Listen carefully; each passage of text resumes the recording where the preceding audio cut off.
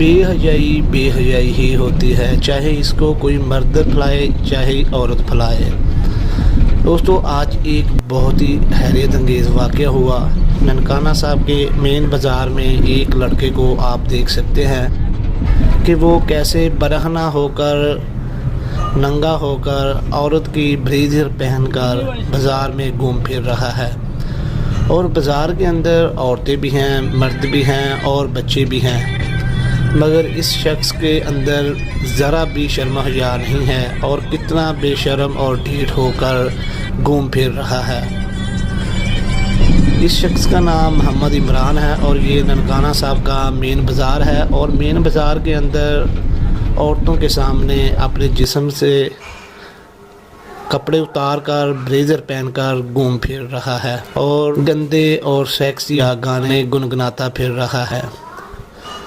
جب عورتوں نے پولیس کو اس کی شکایت کی تو پولیس نے فوراً اس کو پکڑ کر حوالات میں بند کر دی۔